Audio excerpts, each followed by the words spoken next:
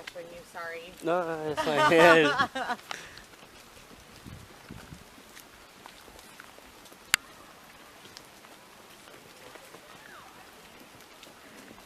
To the right more right out.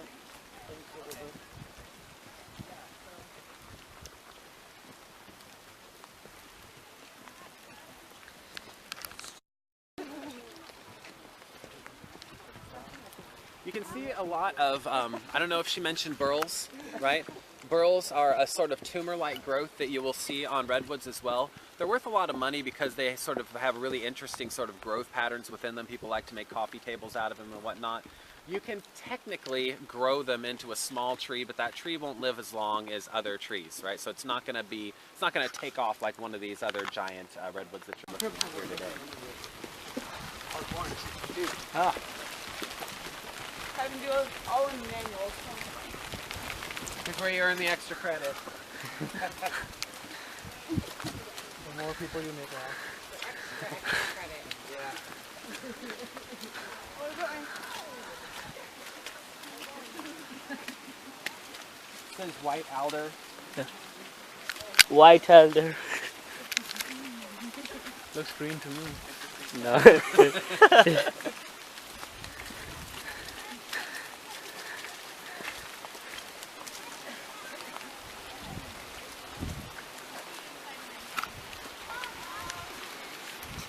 I enjoy the shoes or anything. I'm afraid of destroying. It's the only shoes I have, so. These things have lasted me since senior year of high school. I think that's okay.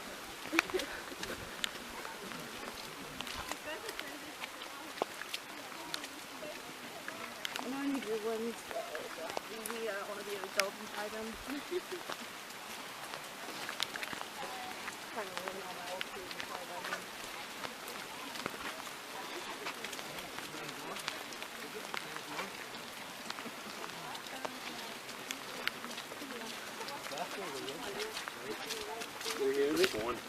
No, it's not. No.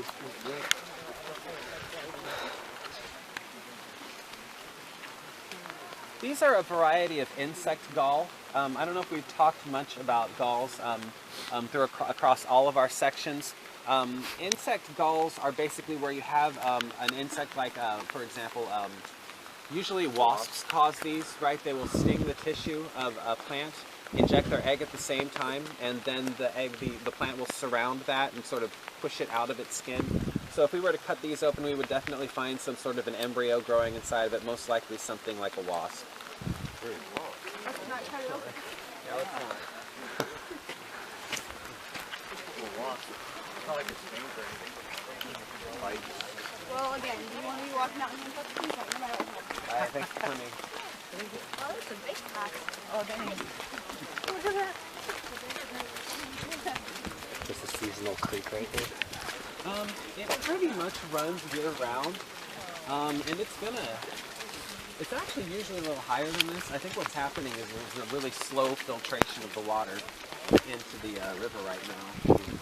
So, but it actually does support small salmon. They actually do. Yeah, they do nest in that. So they're kind of like the streams, like in the video that we saw. The oil one, remember? They lay eggs in those.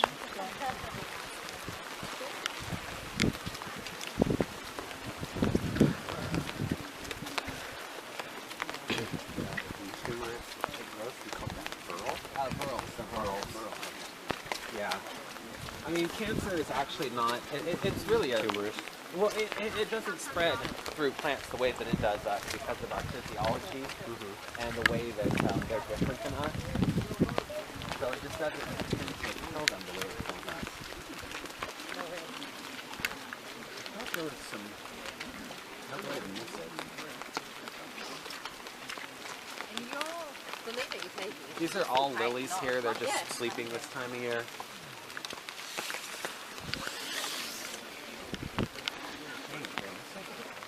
So it looks like a fire went through here at one point.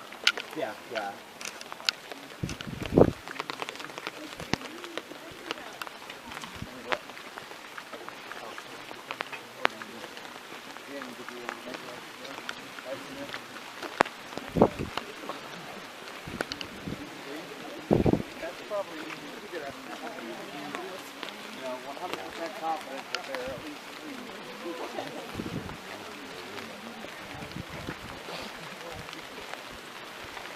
find any.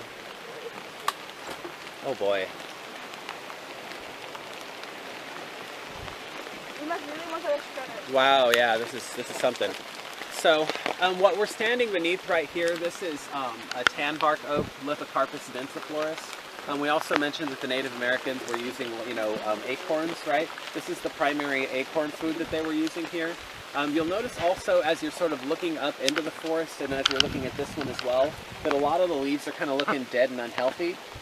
There's a pathogen that is working its way through California right now called sudden oak death, and it's a wind-dispersed fungus. And we're very concerned about it because not only is it decimating populations of our tan bark oak, but it's also decimating wild oak populations like valley oak and blue oak and coastal live oak as well, which we have over here. Coastal live oak doesn't really occur in Muir Woods, but this is the species that's really getting hardest hit the most by that pathogen.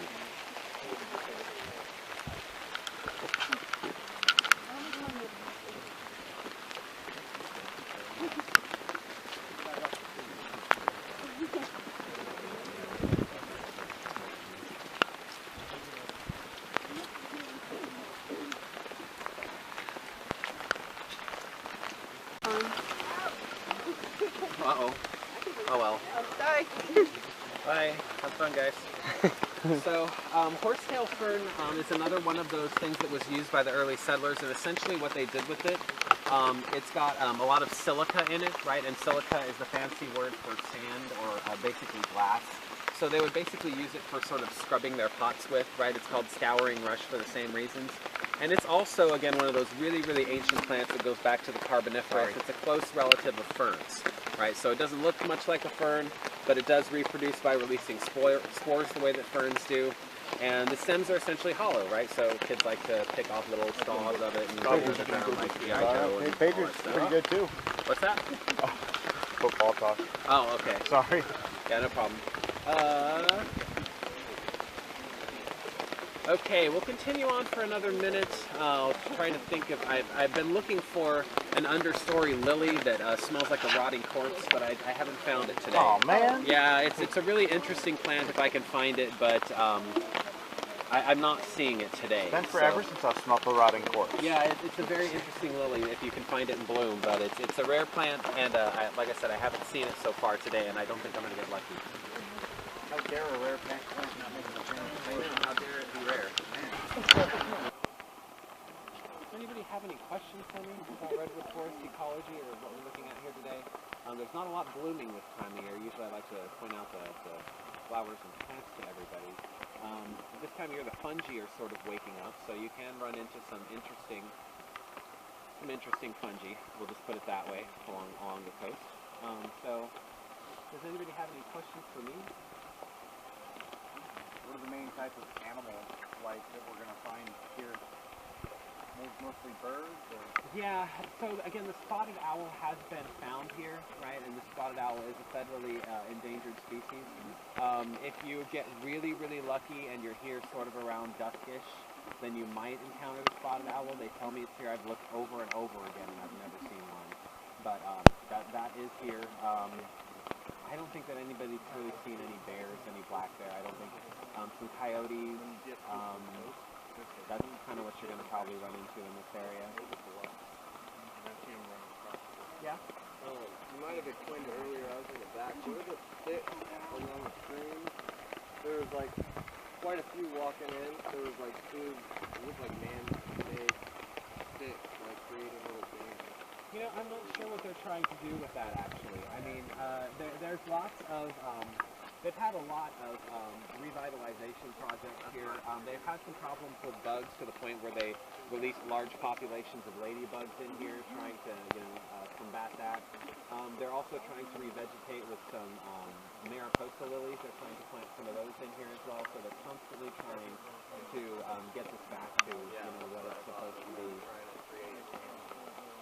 Yeah. So that's probably the case. There's a lot that happens here. And there are several rare plants in here as well. There's Clintonia and swamp harebell here. Again, those are asleep this time of year, but there are plenty of rare and endangered plants as well as federally listed animals that occur in this park. So this is basically the exact opposite of Grey Lodge. Grey Lodge lodge. They kind of let it grow and do whatever it wants. Here they're continuously trying to make sure that it stays as endemic as possible. Yes, and again, what you're looking at, I don't think that I've seen an invasive species yet today.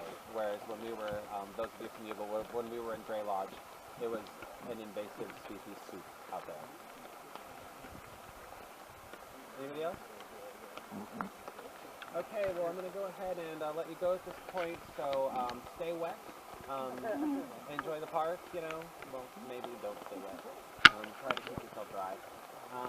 Hopefully the weather will cooperate and you'll get some time to, you know, spend and head into the trails. This trail system is actually extensive and beautiful, of course not today, but if you do come back during the spring, it is, I recommend March, that's when the understory really lights up with all the lilies. And this system does connect up all the way over to Stinson Beach, right? So there is a trail that runs all the way 33 miles into the beach. I've done it once. Plan for a whole day if you're going to do it, but it's a really neat thing to do. And there's a lot of trails that head up into the hills. Another sort of interesting thing is, again, the Redwood Forests, they're only down here in the valley, right?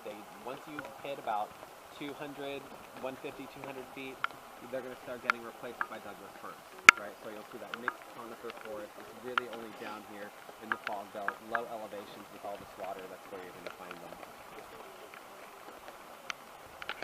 Any other questions? Okay, everybody. Well, thanks for coming out, and you know, have a good time wherever else you're going for the day. Okay?